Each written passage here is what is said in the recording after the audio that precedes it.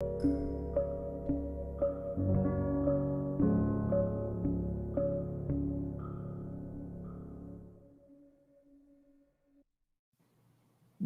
what do you know? Welcome to another edition of Realities May Vary. I'm Brian Noonan. With me, not as always, Cody is not here this week. Where is he? We'll discuss that in a minute. His work ethic for over a decade has been called into question. This is no exception, even though he did tell us last week he wasn't going to be here. But by popular demand tonight, now after years of working together, he's still, despite what has been perceived by many as my on-air abuse, which I will refute to this day, we are still friends. Roger Badish is here, well-known author, award-winning newsman, retired teacher, new homeowner, guy who moved the laundry hampers from behind his camera after we ran the test earlier this afternoon. Roger, you did you spiffed the room up a little bit since last I saw you a couple hours ago.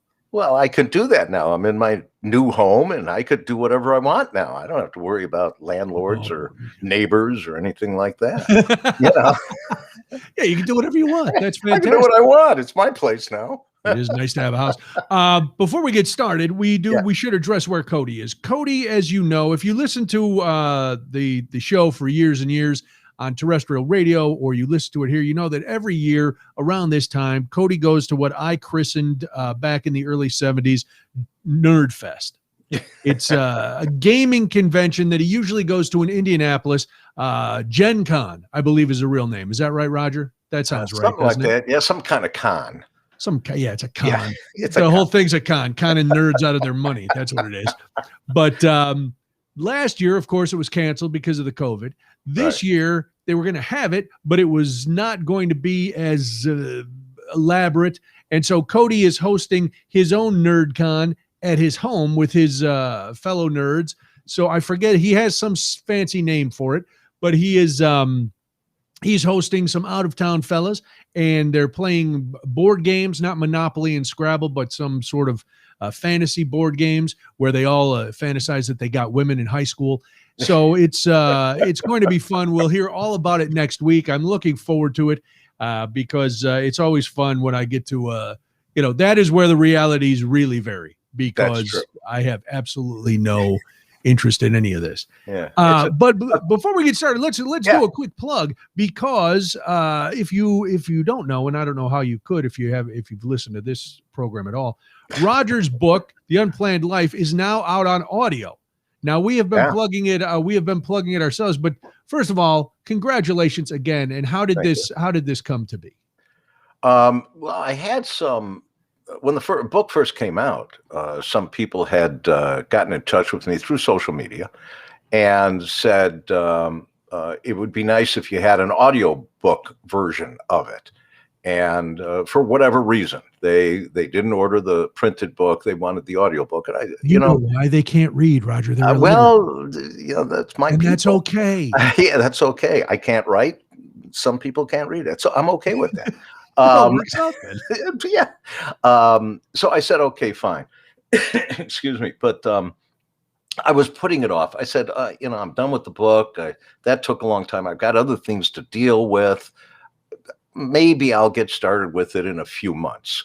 So it took quite a while before I actually got it done. And I was also thinking, well, it's just boring me.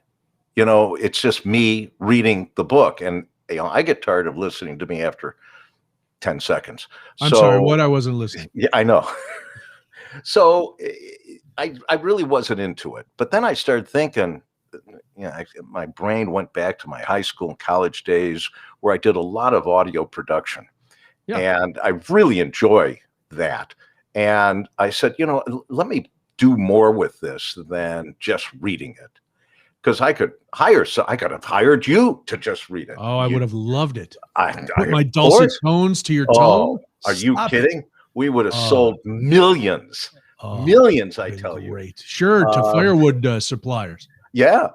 So I went with it and did a lot of production on it, really enjoyed it. I went looking there's a lot of parts in the book where I reference different events, like Mhm. recording Mr. T doing a public service announcement when I was working at City Hall in Chicago. And I've got the video. I'm the only one who's got the Oh, video still. Oh, yeah. so I did you have transferred rights to this stuff, or did you have to go through a lot of legal wrangling, or are you just City of hoping that Chicago. nobody? It was City of Chicago.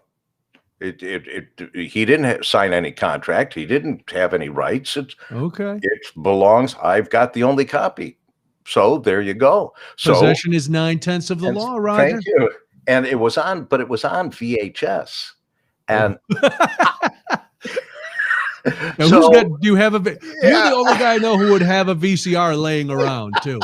I had one Sure. before it broke. I was able to transfer all the VHS onto digital, onto the computer Okay. I'm using right now. And so I had the audio and I converted it and was able to put it into the audiobook. So at the spot where in the book, the written book, where I'm quoting, Mr. T or Oh, anyone okay. else, I actually have the audio playing of Nice. the actual thing. So that's a lot to it. Then Audible, which was the original source that I used to produce it, has a lot of not rules, but a lot of suggestions. Yeah. You have to do this at the beginning of each chapter. You have to do this at the end of each chapter. You have to say this. You have to do that. You have to have a sound effect signifying the beginning and the end. I says, I'm playing with this. You've just told me how far I can go. I'm going to go further. Yeah. And so I have a lot of audio, musical audio that is public domain. Okay. And I played with it. I went into my production mode and I had a lot of fun with it. And so Excellent. I think it is enjoyable to listen to. I think that it presents a lot more to the listener than just reading the book and thinking that's just going to be me reading it. Right. And I actually, where other people were talking in the book, right? Not that I had the audio source for it, but I played with my voice. So I played with the qualities of it, gave it a little echo, gave it a little reverb, and made it a Oh, I little thought you were going lower. to say that you did impressions, like you were a modern day Frank Travellina, Fred I, Travellina. Fred, I would love to be able to do that, but I know my limits. All right. Um, Well, it sounds exciting. So it's on yeah, Audible, but it's somewhere else as well, and I it's can't on remember. iTunes. You Yes. can go to iTunes. You can also go to Amazon. In fact, if you go to Amazon and look for the Unplanned Life, it'll give you the option of getting the Kindle version or the audio version. Okay. So you could do that at Amazon. iTunes, I was surprised when someone said, oh, I just bought it on iTunes right after we put it out on Audible, because I thought it was only going to be on Audible. I guess they got Nice. some kind of an agreement. And so that was pretty cool that it's on iTunes. If you want the hardcover or the soft cover, as the case may be, go to Eckhart's Press. The address is right up on the screen right there. It is right up on the screen. Look at Yeah, that. look at you. You are Hooking you up, brother. you are awesome. I'm trying. I'm sure they'd like to move a few of them. They're gathering dust. They need to clear them out for the new books that they're pushing. Well, listen, it's yeah. sometime it'll be the holiday season, and That's true. we're probably all going to be in quarantine again. So, what better way to spend time than popping in either reading a actual book, if you like the feeling of turning pages, or listening to Rod, just laying back with a warm cup of tea under a big cozy quilt and listening to Roger talk to you for how long does it run? What's the book run? 17 hours? About a year and a half. That's how long it took me. It's gosh, I think it's about 3 hours. Oh, that's not bad. Because I listened to one the Office audiobook, the verbal or oral history of The Office. Oh, That the was like TV show? that was like 17 hours. No. I listened to it all the way home driving from New York to Chicago, and I still had time to listen to a couple days to finish it up when I was walking. Oh my gosh. So yeah, it's 3 about hours is nice. Okay. three and a half hours, something like that. I mean, That's I not didn't bad. have a time limit. It's No, just, you could have gone forever. Yeah, I could have, and now. Did you go Page back? Like, two. did you listen to a chapter and go, "Oh, I have to redo that"? Was there a lot of nitpicky stuff on your part? Because this is all you. This wasn't like when you wrote it, there was an editor, but this is just you performing it. So did you have to keep going back and forth? As I got past the first or second chapters, then I started thinking production wise, I'd rather do this or I'd rather do that at this moment. I'm thinking, okay, that sounds even better. So now I had to go back and redo those segments in the earlier chapters. So, but once I got going, it really flowed. And then I just had to go back and make sure that there weren't any clips or noises, because Audible is very picky about the audio levels of silence. I'm not kidding. Big time. They want it to be, this is like, no, I hope you don't take this wrong. Big authors, like famous authors, and so they want everybody has to be at the same level. Your quality has to be the same as Stephen King's quality. Of course. Of course. And I was busy recording. He called me up, asked for some tips. And I said, Steve, buddy, I'm sorry. I'm in the middle of production. I'll call you back. This is people are going to be mad at me. I'm not a Stephen King fan. Never have been. I've never read any of his books. Not that I don't like it. And I've seen like the ads for some of his movies. What was it? Cujo was one, or all of them. Something like that. And I'm Stand By Me was based on a Stephen King short story. Okay. Cemetery, Christine. I've seen a lot of the movies, and I've tried reading some of the books. Debbie loves them. I found them tedious. Really? Because he would. Well, this is just me. Again, very maybe detailed, overly detailed. Sure, 47 pages on the drapes.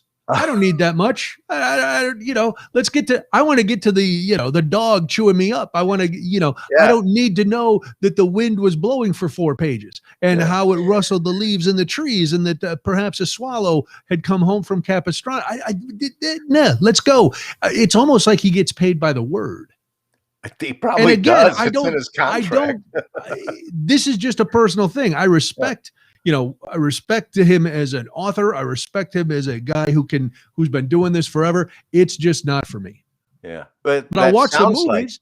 It sounds like the first draft of my book, almost. If you remember, it was really long. It is, and I think that's where editors come in. And maybe Stephen King doesn't have an editor anymore. But anyway, I thought of him when we were in Colorado because we went to the Stanley Hotel, where he stayed in the room where he based The Shining on there. Even though he was in the room when he came up with the idea or something, it wasn't based on that hotel, but or an event at the hotel. Yeah, they've made a big. They made a big. I gotcha. Whoop-de-doo out of it. Here's something, because everybody's been clamoring, and we're going to get to your big Disney trip. And I know that this will, this will fill countless hours, but we'll condense it down. But this is something I think we both can agree on. I had an incredible afternoon Sunday or evening Sunday because I went to the Marvel Universe of Superheroes exhibit at the Museum of Science and Industry. I saw your pictures on social Debbie media. And Molly had given me the tickets for my birthday back in April. Oh, you must have been like a little kid in a candy shop. Dude, I was like an 8-year-old boy. I was geeked out to I didn't wear a superhero t-shirt going. And I was like, okay, I'm not going to, on purpose. I wasn't, I thought, I'm a man of significant years, and I need to temper my enthusiasm a little bit.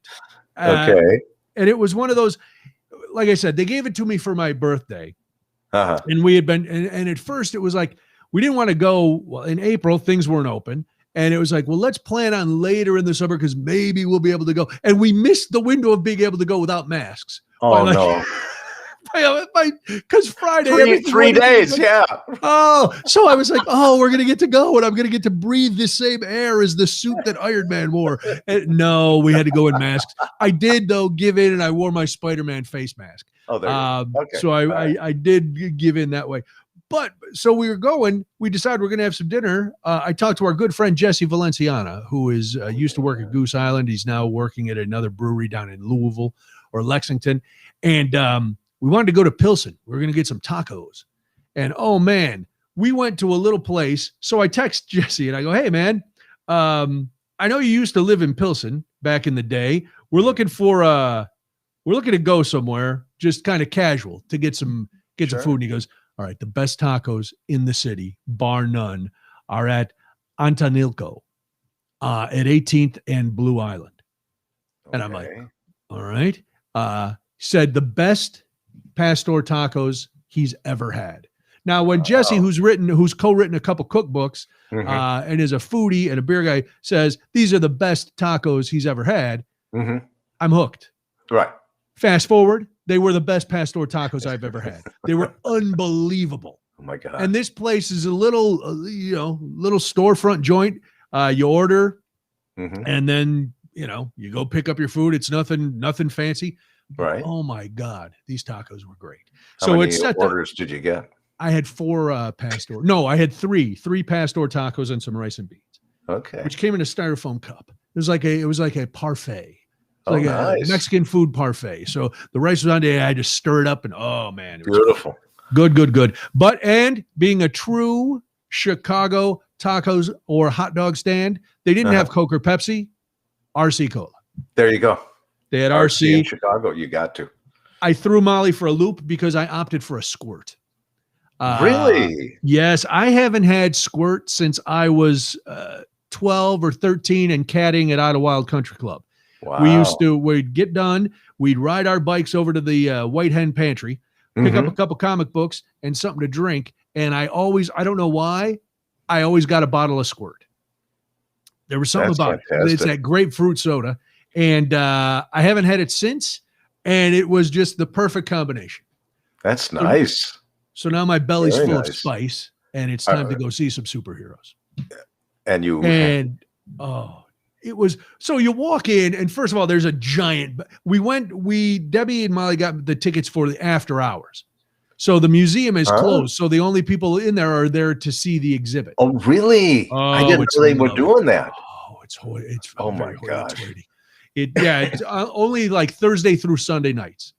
Okay. So starting at 6 and then go, I don't know how long, but, so we get there and it's easy to park because you park right by the door because everybody's gone. The museum is closed. I did panic though, because I saw on the sign at the Museum of Science and Industry, the parking was going to be $22. And I was like, $22? Well, that's fine if I'm going at, 8 in the morning and I'm going to the museum all day, but I'm going in at 6 to see one exhibit, maybe an hour and a half. Okay. $22 seems steep, but I brush it off because I know Captain America's inside. That's right. So I poo-poo all that. I figure that's an argument that I'll have with myself later because I am still under the misguided concept that parking is a right, and to pay that kind of money to park is un-American. But it costs them money to build that parking lot for you. Roger, I understand that. Okay. But it's been paid for 78 times over. I didn't go on opening weekend and go, oh, all right, you know what? They just built this whole big palatial parking garage. Here, take my $22. It's fine.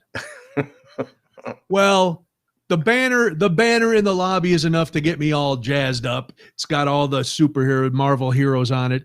Yeah. And then going, the escalator, if you've ever been to the Museum of Science and Industry in Chicago, going up to the second, third floor, there's escalators, and then there's a stairway in the middle. And on the stairway in the middle, they had Spider-Man painted, like on all the, so all the steps, it was like an accordion painting. Oh, so cool. I'm going nuts because Captain America and Spider-Man and the Fantastic Four, those were my top tier superheroes growing up. Okay, sure.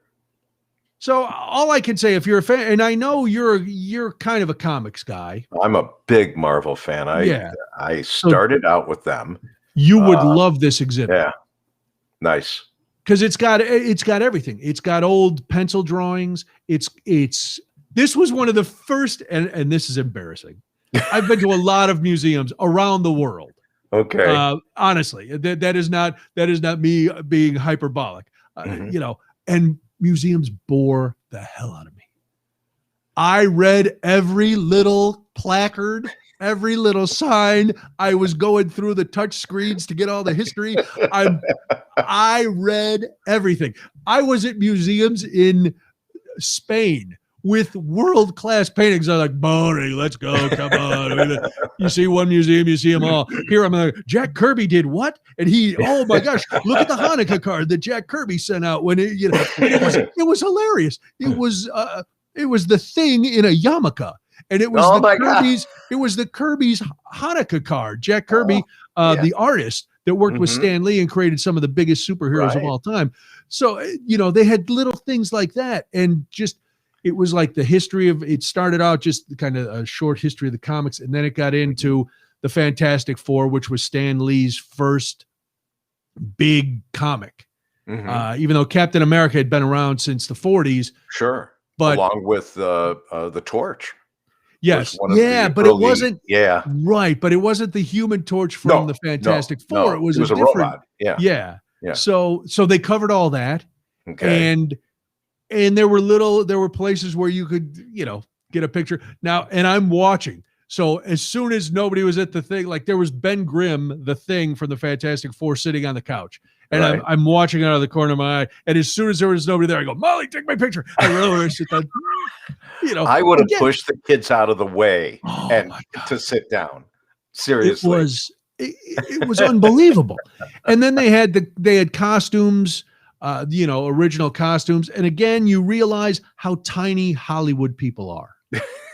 They are minuscule. They're short. Really? They're skinny. Tom Holland's Tom Holland not Tom Holland, that's Loki. Who plays Spider-Man now, the kid? I think it's Tom Holland. Tom Holland. That's right. Yeah. Who's I thinking? Oh, I was thinking of Tom Hiddleston, who plays Loki. Right. So Tom Holland, I could wear him as a necklace. He is. The suit was so tiny. I was like, God. Is this a fourth grader? What's going on here? But they had like the Green Goblin helmet that Willem Dafoe wore. They had the Vulture helmet that Michael Keaton wore. They had a bunch of beautiful costumes from Black Panther. They had three different. They had the first Iron Man. when he's in the cave and he builds the big he makes one. That one. Right. They had that one. Then they had a phase 3 and a phase 4, or a phase 2 and a phase. Nice. All there. And I'm honest to God, you would have thought I had been touched in the head. I'm just standing in front of these cases, gazing slack-jawed, like, oh my God, it's Iron Man. And, then I'm waiting, and, the Spider-Man part was pretty cool. And I was waiting. I'm like, where's Captain America? Where's Captain America? Then you go through Captain America. I love fan. it. I know how you are about that. And then there's stuff with the Hulk, and there's all of it. It's great. And then you turn, and there's, here we go. Here's some Captain America. Here's the Chris Evans suit. And here's the shield with the actual shield from the films with the markings on it from battle and stuff, and just everything. It was unbelievable. And then that was one gallery, and then in another gallery, the second gallery, that it kind of came into more the modern era. There was you would have gone crazy. New characters or the modern era of the comics. The modern era of Marvel. I got it. But the first case when you walked in was all these toys and things from the 50s and 60s and early 70s, like the old Halloween costumes and the toys and action figures and just all unbelievable. Nice. And then they had, as you walked in, that was where Daredevil was. And they had Charlie Miller's costume from the Netflix series. Mm-hmm. And then it got into some of the street. Then it was Luke Cage and some of the street level heroes like Jessica Jones and stuff. And then it turned into the like space age ones and the more Guardians modern of the ones. Galaxy. They were the last big exhibit, the Guardians of the Galaxy, and they had the costumes and all that stuff, and they had Groot. It was so much fun, and everybody in there was reading everything. It was the weirdest thing. Everybody's stopping and they're reading and they're looking, and there were a lot of people taking pictures. And I had to say to myself, stop taking pictures. Just really soak it in. Well, I wanted to, like, I took You the wanted to pictures, get your but I wanted pictures. to. Well, I know, and I wanted to. After I took the picture, I wanted to stand there for a minute. Like, I stood in front of the Oh, Captain okay. America uniform and Yeah. shield, just staring at it because I wanted to. And then I was, Doctor Strange's costume was there, and as you're looking, it's like, boy, they look so much different on screen. They look so regal when you watch them in the movies, and in person they're really cool, but you can see, it's not always the best material. They put it together. It looks great, but man, it looks really different when they're on screen. Sure. Did the captain? They should have done this. If you remember in the movie where there was like a little mirror for someone to stand up close enough where their face was there, and then it would be their face with the costume. Oh, no! Remember in the movie with the Captain America display? Yeah, and that would have been cool at that exhibit in the museum. yes. So you could have walked up and taken a selfie. Oh, that was the only thing. There was no Captain America photo op. Like, there was the thing. I got it with Black Panther. I got it with Spider-Man. But I got pictures of all the Captain America stuff. But there wasn't a Captain America standing there where I could. Yeah, right. Mostly because I'm a dork, and I was and it was fun because I knew, like, Debbie and Molly like it enough. Molly has seen all the movies, and so has Debbie, because they've seen them with me and they knew how much I liked them. But then they started liking them too, because it was Mother's Day. What was it, 20 years ago when Iron Man came out? Yeah, or 10? easily, yeah. The first Iron Man came out, it was Mother's Day weekend, and Debbie, being who she is, knew that I really wanted to see it. So for Mother's Day, she's like, well, we'll go see Iron Man. I'm not going to argue with you. Okay. And then she loved it. So she's seen all of them, all of them with me, and Molly the same way. And so they like it, but they weren't as emotionally invested in it as I was. Their childhood was not filled with that like yours and mine were. Right. As I told I said, we used to ride our bikes to White Hen, and the comic books were $0.25, and we'd get them, and that was it. And every store had the big circular display of comic books, whether it was Marvel or DC or Richie Rich or Archie or Hot Stuff. Yeah. The ones you had to read before you graduated to Marvel and DC. Exactly. Well, Archie, because that's the only ones that you were allowed to. Yes. Because of the comics code. We don't want you flying off the roof thinking you're Superman.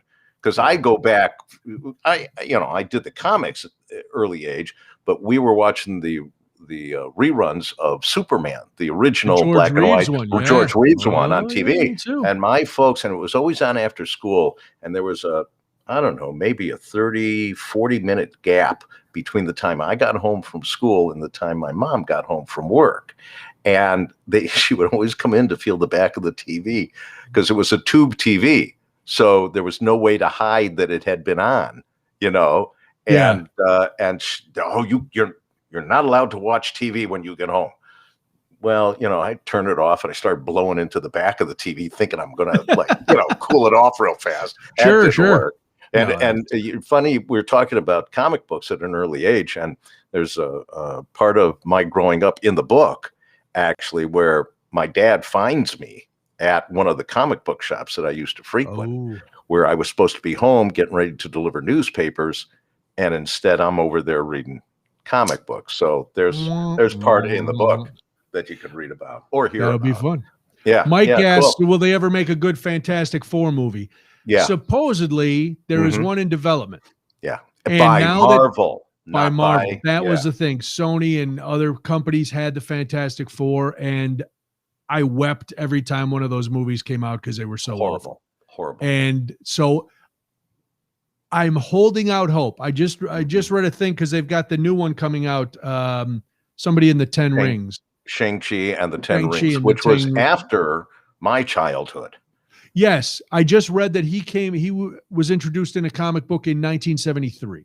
Okay, and the Ten Rings was the Mandarin, which was Iron Man's first foe. Captor, right. Yeah. Well, they had something to do with the first capture. Yes. Yeah, right. He had everything to do with Iron Man or Tony Stark becoming Iron Man. Sure. Yeah. So there was a breakdown of what's coming up, you know, the next phase of the Marvel movies. And they do have the Fantastic Four on the slate. They have to. I mean, it's the original Stan Lee creation. Sure. So you've got to, but you've got to, I don't know. They've got to here's do what it right. I hope. What I hope now is, because they've done such great things with the Hulk in his own movie and in the Avengers, that now the Thing will be CGI just like the Hulk is. So I see what you're saying. When Ben Grimm turns into the Thing, it's not going to be Michael Chiklis in a rubber suit. It's going to be the same spectacle as when Mark Ruffalo transforms into the Hulk. And it's so that's what I'm holding out hope for. So, and the reason why it's in this phase, because it's all leading up to, I think it's called Secret Wars or Secret Invasion, which was a tremendous Marvel crossover event in the comics. But it's leading up to, if we all know Ant-Man already, where he has been shrunk down to a subatomic size. And this is where Quantum Realm, which is the next Ant-Man movie, and Quantumania, and Kang the Conqueror, who was introduced in the Loki series, is supposed to be using the quantum realm to move between time and places. And so that's where the Fantastic Four are supposed to be introduced within the storyline. And it's not necessarily a standalone, here are these characters. We already know these characters. They don't need a standalone introductory thing. And then did you see, was it yesterday or today? I think it was this morning, because I freaked out. Again, I was like you at the Captain America exhibit. The latest, the only trailer right now for the next Spider-Man movie. I know it's out. I haven't seen it. I've seen it. And there is talk by those who have all these video channels that if you've ever heard me tell a story on WGN radio during the Brian Noonan show, you will know that these guys are worse than me trying to tell a story. It goes on, and they don't take a breath. Oh, it drives me nuts. It's a 15-minute video to say three minutes of stuff.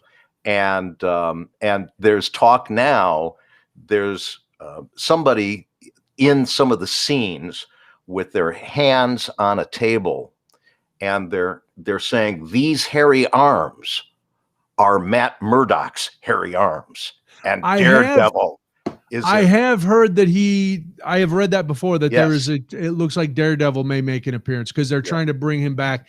All those Marvel shows on Netflix were great. They were, but they, then they struck a deal. Now they'll put them on there. Who knows? But hopefully they bring them back. Got them all back, so they have property rights on that. Yes, now. That's very cool. Time. So this is probably the nerdiest. This is the nerdiest I have ever really gotten. And Cody's not even here. Cody's going to be jealous that we got so nerdy without him. He's like, well, can't we talk video games? Nope, we can talk Marvel superheroes all day long. There you go. All right. Before we get in, I'm teasing this. I'm making people hang out because people want to know about the Disney thing, but I want to remind everybody that this Friday, you can hang out with me. Kind of. It's not an official get to hang out with me thing, but I'm going to be at Beer Under Glass. We talked about this a couple weeks ago with everybody from the Illinois Craft Brewers Guild. It's the big fundraiser for the Illinois Craft Brewers Guild. It's this Friday at the Garfield Park Conservatory. Now, the evening session is sold out, but here's the thing. The afternoon session from 3 to 6, there's still a few tickets left. That's when I'm going to go, because who doesn't like day drinking on a Friday? Brian, you may say, I have a job. To you, I say, take a couple hours off. It's the summer. There's not too many Fridays left in the summer, so you can knock off at 2:30, tell your boss you're going out to, talk to a customer, and then just tell somebody what you do for a living, and that counts as a business call. That's what I'm going to say anyway. Hand out a business card. There you go. Yeah. There's going to be like 80 breweries. Breweries from all over the state pouring all kinds of things. They've changed it up this year, so they've limited the amount of crowd size. It is, like I said, 2 sessions. Tickets available for the 3 to 6 in the afternoon session are still available. If you go to illinoisbeer.org, it's right there on the screen, and you can listen to illinoisbeer.org. It is this Friday, the 27th of August, at the Garfield Park Conservatory. Here's the thing. You have to show proof of vaccination, boom, or a negative test within 72 hours. I applaud them for doing that. They are doing everything they can. A lot of local breweries in the state really struggled like every other small business during the pandemic. So if you are a beer lover, come on out Friday, get your tickets. Look for me. I'll be somewhere scurrying around. I'll be the guy with a beer. You never know. You can identify me by my luxurious locks. Today, Roger, a third grader who I haven't seen in about a year and a half because I went to school for the first time today. I'm walking through the lunchroom, and this kid Raphael, and I'm calling him Raphael because that's his name. He looks at me and goes, "Hi, Mr. Noonan." I'm like, "Hey, Raphael, how are you?" He goes, "Loving the new look." I said, "Oh, thank you, Raphael." Yes. So listen, if this look is good enough for Raphael, it's good enough for you to hang out with Friday afternoon at the Garfield Park Conservatory. IllinoisBeer.org is where you get your tickets. And I'll see you out there from 3 to 6. Yeah, Raphael. Oh man, he just couldn't have been more impressed. Plus, all the kids who've known me before and who hadn't seen me last year, so now they haven't seen me. Year, 2 years, over a year, 2 years almost. They were like, "Mr. Noonan, you have so much hair."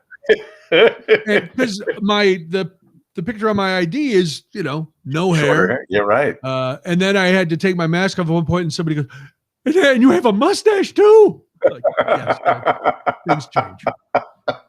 Yeah. He goes, "How did you get your hair so long?" I go, I just didn't cut it. Well, you could get it. You could go to the barber now. I'm like, yeah, I could, but I don't want to.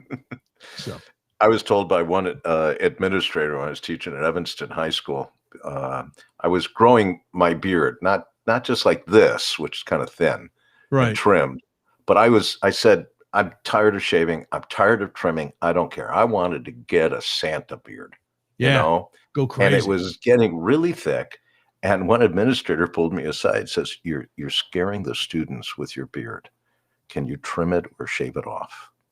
No. And I'm looking around at the kids who are like, drinking the coffee that I brought to have in homeroom, and the hot chocolate and the donuts. And I'm thinking, switchblades in their pack. And I'm like, nobody's scared of my beard. No, you're scared of my beard. So that seems wrong. Yeah, whatever. Can I do one more plug? Yeah, sure. Oh, yeah, you're going to be at some big Printers Row Lit Fest, right? Yeah, Printers Row Lit Fest on Sunday, September 12th from 10 a.m. to 2 p.m. at the Chicago Writers Association booth. It's booth V, but they have several tables there. So I'm going to be amongst like 13 other authors. And I learned from you, the master. I bow to your reverence, sir, the master of the teas. I posted something on social media today saying that I was crazy, that I will be giving away some free stuff at the fest. And so all you got to do is show up and we'll talk about it. So I hope to see everyone there. 10 to 2 you'll be there? 10 a.m. to 2 p.m. At booth V or tent V, whatever it is. You'll see it on the map. Look for V, which is kind of in the middle of all the different booths, I think. And I'll be at one of the tables there. Okay, very nice. Yeah. Well, so very cool. I'm looking forward to it because I've never had a book release. Because the book was, I got it when COVID had started. In fact, they were wearing masks. I had to wear a mask just to get my books out of the car. So, but this is going to be fun. This is going to be fun. Yeah. So thank you. 12th of September from 10 to 2. See Roger at the Printers Row Lit Fest. We got a lot of captions for you. You got a lot of plugs going on. I don't know what's happening. Awesome. All right. So this is a trip that has been 42 years in the making. You easily. You had promised your grandchildren that you were going to take them to Disney World. Now, when you make that promise, are you drunk? Is it Christmas? Did you fear you were dying? What prompts one to make this promise? I was under the influence of drugs. Okay. That's literally. I was about 5 minutes away from going into my 12-hour cancer surgery. Oh, okay. So just before, because the whole family's around me and Sure, sure, everything, sure. and they had already given me the drugs to make me feel happy. And I looked at the girls. Now, again, the eldest just turned 13, so this was 7 years ago, Wow. much younger and under That would different be influences. 6 if I could do the, I'll You, do the math you're the for you, Roger. teacher. You're the teacher. Sure, Thank you sure. very much. She Um, was 6 and this was 7 years ago. yeah, Or now she's 13 and this was yeah, 7 years ago. yeah. So they were standing next to me, and I go, look, because I was trying to be positive, and I says, when I come out from surgery, I'll take you guys wherever you want to go. And it just popped into my head. I didn't plan this. I hadn't talked about it with Bridget or anyone else. I just looked at them, and I didn't want them to feel sad or scared or anything. I says, when I get out of here, I'll take you guys wherever you want to go. Where do you want to go? And they both said together, Disney World. Wow. And You were that's, hoping for like Baskin Robbins or something. well, Can actually, we I go to was Chuck hoping E. for Cheese? sharing a bag of fries from McDonald's or something. That Yeah. would have been more my speed. Right. But I promised. I told them, you got a deal. We're going to go to Disney World. Wow. Right. And yeah, so it's taken a while. Disney World is not, you and I are not the elite class that we can just decide on a Tuesday that we're going to Walt Disney Yeah. World on Saturday. Yeah. I couldn't call the private jet to get down there, I am shocked what an what a business going to Disney World has become. Yeah. They have their own travel agents, and it costs, it costs a fortune to go. Yeah. It does cost a lot. So now, how soon when you came out of surgery were they hounding you to go to Disney World? They didn't. They weren't, because about a month later is when I went back in the hospital when I almost died from the infection. So they kind of held off. I was the only one that had that still in my brain, saying I'm taking them to Disney World. Probably because once you went into surgery, your lovely wife and children told your grandchildren, he's whacked on drugs. He doesn't know what he's saying. We're not going to Disney World. We'll watch a Disney movie. We'll watch The Wonderful World of Disney Sunday night. That's what we're doing. Nobody's going to Disney. In black and white. Yeah, sure. Because I'm too cheap to get a color TV. So you were supposed to go last year, and COVID hit. And I waited till about... I know you waited a long time. Yeah, I waited till about a month before I called everyone up, the airlines and Disney World, and asked if we could change everything. And they were wonderful about it. Sure. The flights got transferred over, the seats, the times and everything. And Disney was fine, changing everything. I knew that the kids might be going to a different school district this year and might be starting earlier. So instead of at the end of August, we made it for the beginning of August, which worked out perfectly, because we got back on Saturday night and they started school on Tuesday last week. Nice. So it was good. My personal letdown was, for about 2 years leading up to last year, I had been doing everything at Christmas, at birthdays, at any other time to just inundate them in Disney, anything Disney, 2 Christmases ago, I got them a Disney pack, and this was pretty cool. So there's a company at Disney World that will put party gifts or balloons or flowers or whatever in your room when you get there for your birthday, your graduate, whatever the event, your first time there, anything. And so, but they said, we don't ship anywhere else. We just do it here on site. Yeah. And then I gave them the sob story about, making the promise when I was going for cancer, and but they're really looking forward to it, and we've had to put it off for all these years because my wife had cancer, and then my dad passed away, and my dad's second wife passed away, and my wife fell down and broke. Every sob story, I could imagine what they were doing at the other end of the phone, trying to get me to stop because they couldn't handle this anymore. It's I supposed know to be how the they happiest feel place on sometimes. earth. Yeah, Thank they you. don't want to. Why are you bringing them down with these horrible stories? Let's, So I ordered. did you get them their Yes, they flowers or their? shipped. It wasn't flowers. It was a backpack with their names, sewn Oh, in, sure, yeah. personalized. Filled. One was filled with regular candy. The other was filled with gluten-free candy because of one of our granddaughters Yeah. eats gluten-free, and just when they opened them up, and each had a doll, like one's a Mickey fan, one's a Minnie fan. Okay. So, oh my God, they were just over the sky with just joy. It was wonderful. And all of that was timed perfectly to go to the trip a year ago. So then when I had to cancel everything, I was the last one to say, fine, we'll cancel. We'll move it for a year. I know. Everyone else, like for months, had been saying, we're not going, we're not going, we're not going. Yeah, no. So this trip, I hate to say it was anticlimactic. For me, they loved it. Oh, sure, because you were building it up. All right, so Yeah. did you stay in the park? Yeah. We stayed at the newest hotel on the site. It's called the Riviera. I highly recommend it. It is wonderful. Got about 4 swimming pools. They show movies out by one of the swimming pools every night. It's right next to one of the Skyliner entrances and exits. The Skyliner is the new travel mode to 2 of the 4 parks. And it's like a gondola. A million parks now. It's like a gondola.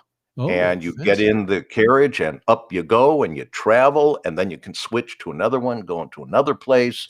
It's wonderful. And it was right outside our hotel. Perfect. The hotel is the nearest to Epcot Center. Okay. So if you're looking on a map and you're trying to figure if you can find Epcot and then come down south and over east a little bit, and you'll find the Riviera. Great place. Yeah. The first time I went to Disney, they didn't even have Epcot Center.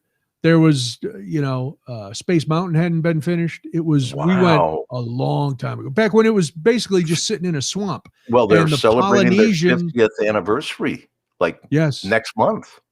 Well, we stayed at the Contempo. Is that even still there? Contemporary. Yep. The Contemporary, and that was where they're we redoing stayed. it now. Oh, yeah, they're refurbing all of the rooms. Very nice. Yeah, you can still take the shuttle or what are the monorail that goes right through it. Yeah, and it goes through that, and then it goes to the Polynesian, and that was the big place. So, all right, you get there now. Are you you're park hopping? Did you park hop or did you? Park hopping was deleted because of COVID. They have to control the crowds. So not only you had to wear masks, right? You had to wear masks. Inside rides, inside things, you had to wear masks. Outside, you could take it off. Okay. They weren't taking your temperature when you walked in. They weren't checking other stuff on you. They weren't asking questions. You just had to other stuff. Well, you see that mole, sir? Yeah, it's growing. But the only thing they were telling you to do is take everything out of your pocket and hold them over your head. For security. Oh, okay. All right. So your phone, your keys, hold them over your head and walk through, and then we won't ask you to go over to the table over here and then make you go through again. Right. Which was nice. It was quick. So the mask thing was in place, but only for indoor. But most people still wore them outdoor, even in the heat and humidity. Yeah. A lot more people were wearing than weren't. You not have Florida residents then. Even the Florida residents. Really? If I knew that they were Florida residents, I don't know. But just by the number of people wearing them outside, it just seemed like everyone was used to it. So do you then did you have to like make an appointment for each park? Yes, or how does each park, and you could only go to that park. So not only did you need to have an entrance, like you had to pay for the day at the resort, going to any of the 4 places, but you had to have a park pass, which is limited by their capacity, which I think is like 70 or 75 or 80% now. And you had to do that online. Once they run out of park passes for that day, if you wanted to go to Magic Kingdom and there were no park passes, tough toenails. Whoa. Yeah. So you couldn't do this in advance, even though you were staying at the resort? You could. I did this 2 years ago. Oh, I've actually physically been planning this, like going online and making payments and making reservations for 2 years. Well, but 2 years ago there was no pandemic. But when we rebooked it, the park passes were back in, so I had to go online and say, "This is where I want to go." Now I got to go online and get all 6 park passes. There were 6 of us. And we all had to have park passes, which were linked to your Magic Bands, which they're doing away with eventually. Okay. So I was able to keep the plans I'd had from a year ago. Okay. We got in Sunday night. Monday, we went to the Animal Kingdom. Ooh, how was that? Oh, wonderful. First of all, it was like 1,000 degrees outside, but they have all these trees and everything was covered and it was wonderful. It was nice and cool. We went on a lot of the rides. Bridget and I did. The kids would go first, be there for a few hours. Bridget and I took our time because again, it was for the kids, not for us. Sure. And but you got to enjoy yourself too. I know. And Bridget would say, "Well, yeah, I want to go on some rides too." Yeah. But she has trouble walking, as we know. And so I didn't want to overtax her, especially in the heat. And so we did get on a couple of rides. We went on the safari ride, which is a van that takes you out through the Animal Kingdom there. We had a giraffe walk right by us. There was no railings to keep them like at a zoo to keep them away. You're right there. It was a great time, a little bumpy to say the least. What else did we go on? Oh, we went on the Navi River ride, based on the movie, and it was nice and cool. It was indoors and very fluorescent. A lot of black lights. You know what I'm saying? It is so different listening to a senior citizen, a retiree, talk about going to Disney. I'm sure if I talked to your granddaughters, it would be, "This was the greatest ride, and it was so cool." And you're like, "It was cool. The breeze was nice, and there was cushioning on the seat, so that when we drove through, it was fine. But other than that, there were just a lot of people. I don't care for them." So we did a lot of that. The kids stayed longer. We left and went back early. The second day was Hollywood, the Disney Hollywood park, the old MGM. Oh, okay. I don't know anything about whatever. It's the theme park.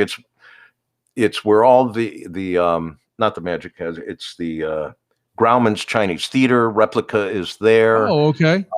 There's Main Street. The Tower of Terror is there. Oh, right. Rock and Roller Coaster is there. The Indiana Jones, anything movie themed, is in this park.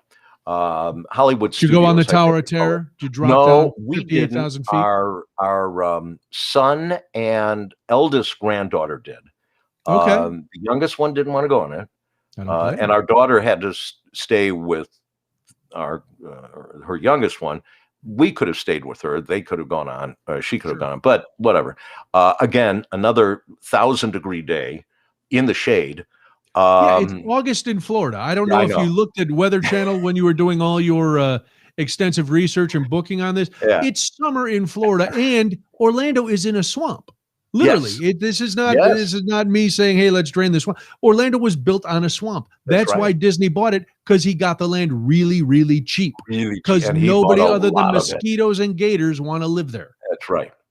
Which we saw some gators on our trip to Animal Kingdom. But so this one was cool because I got to see the kids as they came off the rides, and the looks on their faces made my heart leap like it's never leapt before. I was it made the whole trip, because they were on a bunch of rides before we would get there. Bridget and I would get there, so I wouldn't see them. But they went on a bunch of stuff. We got some of the, that you can buy a thing called PhotoPass. And Right. your Magic Band will trigger the camera on the ride. The problem is it's an indoor ride, so you're wearing masks when the picture gets taken. Oh, right. Yeah. So there's a thing, because there were some pictures that we didn't get back on some of the rides.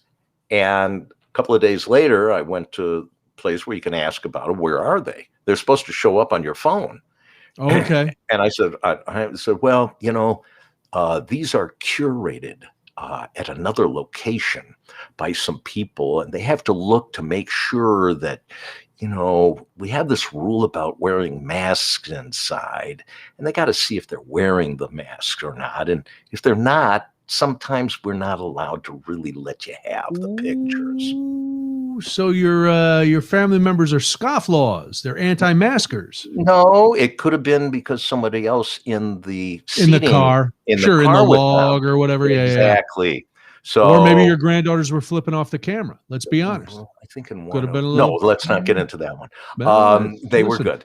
They were good. I'm sure they were, but you get caught up in the moment. That's true. There's one where our son is like doing this with his glasses, trying to keep them on or something. So it's like totally covering his face. Oh, they tell you to take Very your funny. glasses off. Oh, and then the one on the Tower of Terror. Yeah. It's not our picture. For some, I don't know how, but the Magic Band did something, and we got somebody else's picture. There's no picture of our kids in the Tower. They curate them somewhere else, and they thought maybe you would enjoy this family more. And there was one sitting in the back row, jumping up like this, and I go, "Hey, that's a cool picture. Wish my kid would have done that." See, that's exactly. So then the third day, here's another thing. So the original reservations had a dining plan. You can buy this ahead of time, and they have credits. So you could have dinner at this place, and it'll be like 3 credits a piece. You get some credits for snacks during the day. You can use those for dinner, vice versa, whatever. But when we re-reserved everything, they took the dining plan away, all of the dining plans, because they had to control. A lot of restaurants weren't open. Okay. And they had to control how many people were inside without a mask eating. Right. As opposed to picking up a quick snack somewhere.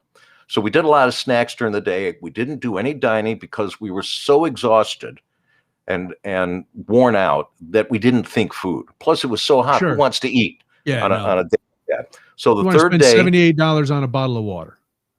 We brought our own water. You know what we did? Because we had a suite and we had our own kitchen. And look at you, baller. There's a big time. Whole Foods just outside the park, and we ordered ahead of time. I had everyone give me what they wanted for breakfast, for dinner, for snacks, and we got it delivered to the hotel and brought up to the room, and everyone had their water for the whole week. Nice. It's a lot less expensive than buying. They let you bring a bottle of water in? Sure. Oh, I didn't. Listen, I thought now you can. Yeah. I thought the mouse had an iron grip on all your beverage needs. Nope. They're just happy that you were in their park. That's all they cared about. Third day, we went to. We haven't gone to the Magic Kingdom yet. That was on our last day. How do you go to Disney? Oh, that was our last day. That was the last day. So you did Animal. You did third Hollywood. Day we did Epcot. Yeah, Epcot, which 90% of Epcot is under construction. Oh, they're redoing a lot of the rides. They're putting in the new Tron roller coaster at Epcot. Wait a minute. That's at Magic Kingdom. Sorry. Yep. But there was a couple of more rides, brand new ones they're putting at Epcot. Okay. Space Mountain is still there and still working. The kids went on that one. They loved it.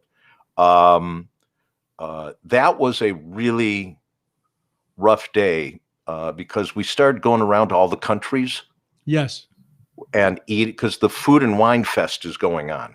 Was going on while we were there. So now you're stopping at every place to sample every country. And we got up to Italy, and the sign outside had what they had on the menu, and there was another sign slapped onto it that said, "Sorry, we're out of all of this." And they said, "All we have are these." and it wasn't even part of the original menu. It's like, what do we still got in the freezer? We have 3 mozzarella sticks. Good luck. Exactly.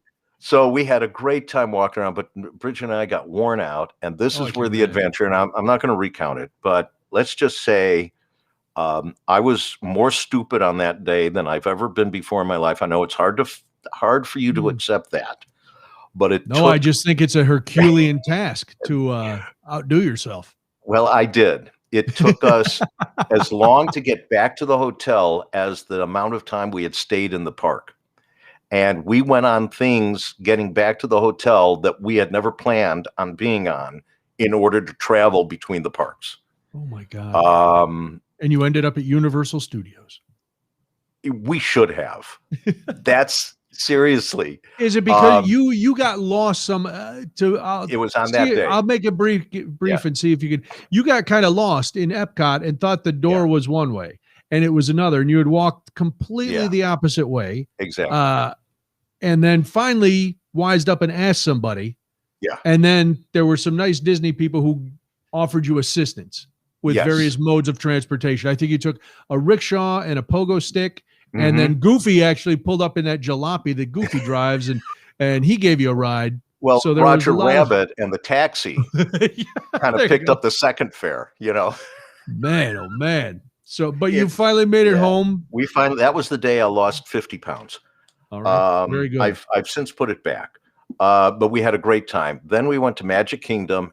That was the most crowded, hottest, most humid day that we had at the parks. It rained in the morning.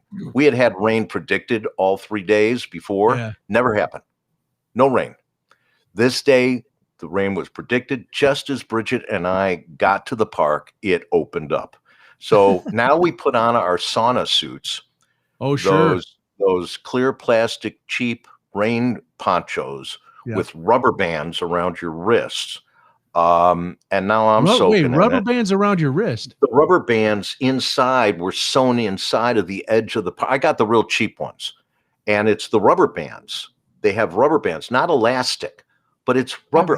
One of them fell apart. I've never seen a poncho with a rubber band in it. You don't buy the cheap ones. I bought a pack of 10 just in case. For $1.50 and a half. For $1.50, baby. And so I looked on one as it's starting to unravel. I'm wondering why the blood's getting cut off in my wrist. And I noticed it's a rubber band. So we're pouring sweat in those. It's raining. The place is packed. Our good friend Hannah Stanley, who knows Disney better than Disney. She has been there more times than I can imagine. And she said that when people want to go to Disney for one day, that's the park they go to. Oh, of course. And so that's why it's always the most crowded. And school in Florida started like the next week. Oh, so this was the end of the season. Exactly. For the kids. We went on a Thursday. And originally we were supposed to have dinner at Magic Kingdom in Cinderella's castle. Oh. It was going to be the last really cool dinner. And so that's why I kept it on the last day. The kids went on a bunch of rides, but when you have a 2-hour wait for the Seven Dwarfs Mine Train, you can imagine how long the wait times were for everything else. Are they still doing the Fast Pass, or is that not a thing? Nope. But no Fast Pass? Oh. No Fast Pass. But Disney has just come up with Genie Plus. And this is where it's Fast Pass, but you pay for it. Of course. Like big time pay for it. So I don't know the details. If there's a way to make money, Disney will figure it out. Yeah, they got it. They're getting a lot of snapback on this too. Oh, sure. Because people are like, come on, you're paying. And when we lived in California, anytime somebody came out, we went to Disneyland, which is much smaller. At that point, the California Adventure hadn't opened. It opened while we still lived there. Okay. But it was all Magic Kingdom. That was why you went. You went to the Magic Kingdom. Sure. And then it was maybe 8 years ago, one of my brothers got married, and the day before the wedding, he treated everybody to go to Disney World for the day. So it was Magic Kingdom for the day. But you could still get your Fast Pass. Right. for free. But and it was a hassle, and it wasn't for all the rides, but you could do it. But yeah, now you have to do it because one of my brothers, who's a little bit fancier than the rest of us, he paid for one of those deals where you have a guide and Yes. you get the entrance to you get on the rides first, and I'm like, geez, that's not that's how the other half lives. Yeah, this nice house that you visited recently. Yeah, we wouldn't have this if we had paid for that. Oh yeah, no, I it's decided ridiculous. No. Yeah. Now, would you did all that work yourself? And I know you said this was it, but there's people. In fact, a woman we used to work with at GN does planning for Disney trips for people. That's right. I've got several friends who have done that or are doing it. They're approved travel agents for Disney. Disney has approved them. Right. The guy who used to run the Skokie 4th of July parade that I was the MC for, he just moved out to Vegas and retired. As far away from Disney as possible. Well, he's closer to Disneyland than Disney World. But he had plaques on his wall in his front room, congratulate from Disney corporate, #1 producer of this and that. And so, I had him as a resource. Would you do it that way? If you ever, looking back, would that have been easier? I did it the way I did it because of the reason why I was doing it. Okay. If it was just hey, let's all go to Disney World again. Okay, I'm getting this guy. I'll pay a percentage. Right. And have this person put it together. You tell this person what you want, they'll put it together, and I got nothing to do with it. Right. But the reason why I did it the way I did was because of the reason why I was doing it. Right. That's the only difference. Hold it over them forever. Yes. Look what I have done for you. Look what I've done for you. When I thought it might be the end, I made you a promise, and I carried through on the promise, and now everybody. So it did it turn out as you hoped it would? I can nitpick at things. Sure. But yeah, in general, overall, after were the done, grandkids like over the moon the whole time? Over the moon, just excited, worn out, and happy as can be. And so, yes, while it may have been anticlimactic for me because I'd done all that leading up to the original trip a year ago, it did what it was supposed to do.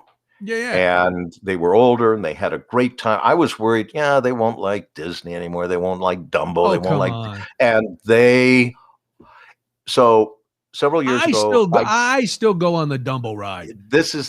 I got to tell you about this. So there's a thing they have at Disney, pins. They have pins at the park. Oh, sure. 10 and that's billion pins. I thought that now that they were older, that they wouldn't get into it. So a lot of the stuff that I got in that Christmas I told you about, those Christmas, I bought them a pin starter pack. So you've got a little something to wear around your neck and a couple of pins to get you started. They ended up with about 20 pins each. They came back after one day. Hey, Grandpa, I traded for this one. Look at this one. And I got this one. And this is they were over it was so beautiful. I was excited for them. And, I had heard the kids traded those things. That it was a big market. It was huge. And it's not just kid to kid. There are several spots in each park where there are cast members with a little cardboard board with pins on it that you could trade with them. Oh, no really? cost. Yes, with That's cast cool. members. And some of them will have pins, like if you go and you do like an Animal Kingdom, say that you go into this one exhibit where you write down all the different dinosaurs that have been around and you turn that in, you get a pin. Oh. And it's really cool. And our kids found everything. It was wonderful. So that was a joy. That was a pure joy. Did you get a picture with Mickey Mouse?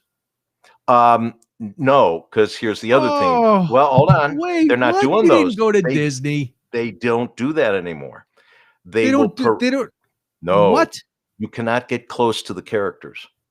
The characters will go in a fenced off area with a couple of nicely dressed guards around them, and you can wave to them. And if you want to turn around and take a selfie with them 30 feet away, you can do that. What? There is no more Main Street parade.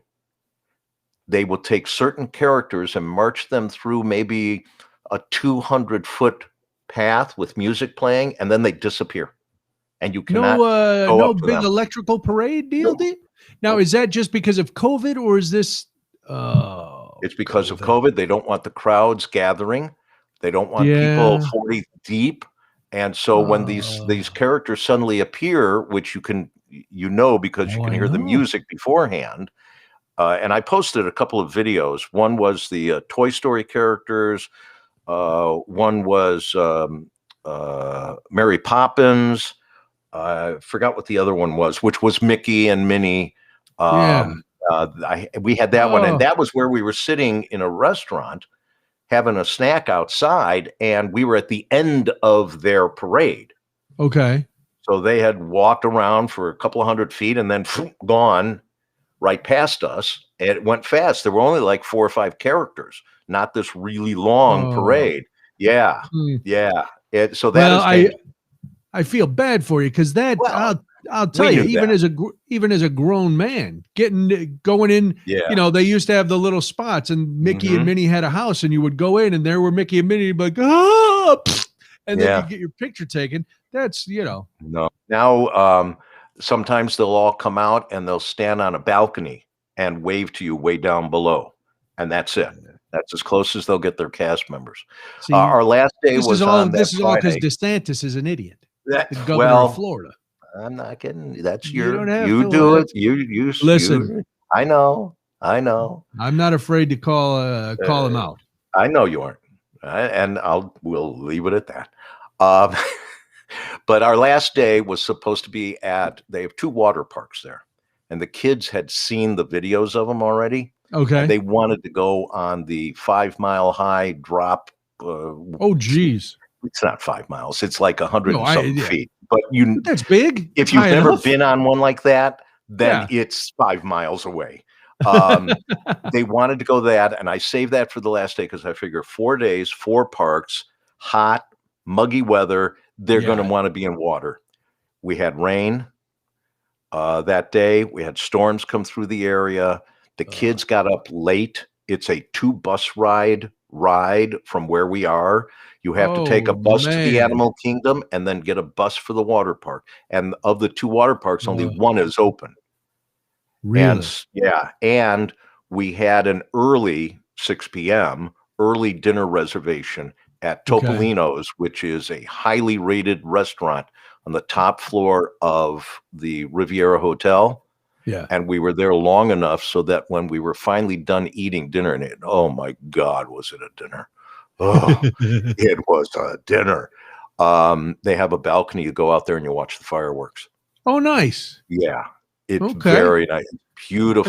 It's a beautiful way to end the trip. Exactly. And every night from our suite, we had 2 balconies, and we were looking right at Epcot and the Magic Kingdom. We were looking that way, and we had a fireworks show every night. Very cool. Yeah. Well, I'm glad despite the pandemic, I'm glad you had a good time. I know you'd been planning for this. You had shirts, you had, all kinds of stuff. And then I was the only one that wore the dang shirt. Nobody else brought theirs. On the plane going down there, I'm the only one wearing that. Oh, no. You should have, listen, you were paying for the whole thing. You should have had them dress how you wanted them to dress. I told them to, and they did. Put on their shirt. Our son was saying, "Hey, Dad, you still got my shirt?" I'm like, "Where? You don't know where it's at?" Oh, well, listen, whatever. You did a good thing. I'm glad it worked out. I know everybody's been eager. If they don't follow you on, your fans follow you on social media. I did chastise you the first night though, because you had just gotten there and you're posting pictures, and I was like, dude, put down the phone. You make sure you enjoy this and soak it up, because people do that all the time. We go on vacation and it's like, I had to force myself to do that in the Rockies. It's like, just stop. And I agree. I agree, but You know, given the situation, I wanted to document as much as I of could. course. And again, it wasn't for me, it was for the kids, and I wanted to Yeah. have that memory. Now, our daughter was like with the phone everywhere they went, click, click, click, click, click, click, click, click. She was taking pictures of people Yeah. taking pictures. I don't know how many photos she has. Oh, And listen, then we're all guilty of it, and exactly, it's nice to have them after, and yeah, it's we never had. I know we took pictures, and when we went to Disney that first time, my dad had a movie camera, but it had no sound. So right. when we got the film back, it was just silent movies of us, and they but so it's nice to have the pictures. I Sure. just always now I'm getting to the point in my life where I'm like, all right, I want to take some pictures, but I also want to just remember it too, Exactly. You want to remember, you So want to feel that experience. yes, And there were times, especially because a lot of times the kids were doing their thing. Bridget and I were out doing our thing. I right. wasn't taking pictures then. The ones you see of me and Bridget were from the PhotoPass people. Oh, okay. So you had to stand in line and wait, and they were all harried, every single one of them. Ugh. I would walk up, and Bridget kept saying, "Let's just go. Let's go. I don't need any more pictures." I go, "Well, let's get this one because the Right. castle is behind us. We There got to you get go. this one." Yeah, You you got to know, get that one. You got to get the pictures. and there's those character ones where they tell you how to pose. Oh, Yeah. So we took one in the animal kingdom, and they said, "Everybody look up." We looked up. Nothing up there. We got the picture back, and here are these those birds or whatever those dinosaur birds are from. pterodactyls? Well, it wasn't the dinosaur. It was oh, I can't even think of the movie now. A The crow? with the Navi River, and the scientists become these characters on the planet, and Oh, the blue people, right? yes, yes, Yeah, yeah, yes. yeah. And Whatever that so is. those birds Avatar. suddenly Avatar. Avatar, That's it. thank you. The birds were suddenly above us in the picture. Okay. And then there was another one where they had the kids did this.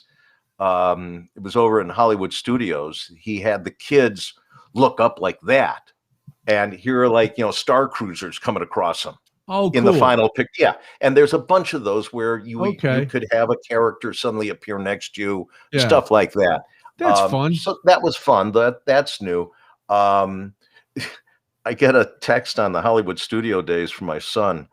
They're already at the park, and I get the text, and he says, "Oh, I just booked a group on the Star Wars, because one of the Star Wars rides, there's only twice a day that you can go online and try to get on the ride, and you have to book as a group, like maybe 10 Wow. people in a group. And if you're late, Okay. if you don't get in, you can't go on the ride all day. You can't wait in Oh, line, you can't do anything, and you have to wait for your boarding pass to be texted to you on the oh, app." geez. All And he right. got on it, and he said, "I got you on the Star Wars." I go, "Why? I wasn't planning on doing the Star Wars. I didn't even know you liked Star Wars." Well, he knows you like Star Yeah, Wars. I know, but he knows that I'm with Bridget, and we walk slow, and we don't go on rides that aren't safe for people our age. Well, And I'm you could have said Bridget in the shade for a couple everybody, minutes. they went, the kids went. Ah, The kids went, and they loved it. good. Because you get to, like, either you're firing the engines, or you're driving the ship, or you're shooting the guns. Everyone's got a Oh, job to do in this thing, in the Star Wars. So it was that kind of a thing where he says, "I got us on." And I'm thinking, because you hear all these stories, at 7 o'clock in the morning, you have to get on the app. This is before the park opens. yeah. Seven Oh, in the yeah. morning, you get on the app, and you have to book your boarding party. And at 7:00:05, so like 5 seconds after 7, they're all gone. And I'm thinking, you're texting me late. How the heck did you do it? I don't know how he did it, but he got on it, and But they he had a did great it. time. He did Well, it. that's all that Yeah, matters. yeah. So Good deal. Yeah, Well, thank you for regaling us yeah. with your tale, your Disney Thank you, tale. sir, for That having was- me on. And Oh no, listen, you know, don't forget, you can buy Roger's book at eckhartspress.com. Where is it? Nope, that's the wrong one. Hold on. There we go. you got so much to do. eckhartspress.com. The Unplanned Life and the audiobook is now available on Audible, Amazon.com, and iTunes.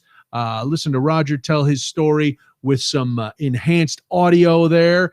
And if you are looking to do something out in the public while we still can before everything gets shut down again, on September 12th, Sunday, Roger will be at the Printers Row Lit Fest from 10 a.m. until 2 p.m.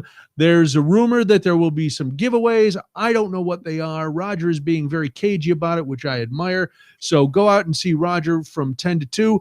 And don't forget, I will be at Beer Under Glass this Friday at the Garfield Park Conservatory, just wandering around. This is not an official appearance. I'm just going to do a little day drinking and support the Illinois Craft Brewers Guild, which supports breweries throughout the state of Illinois. There's going to be, I think, there's a ton of breweries there. I think there's like 80 some.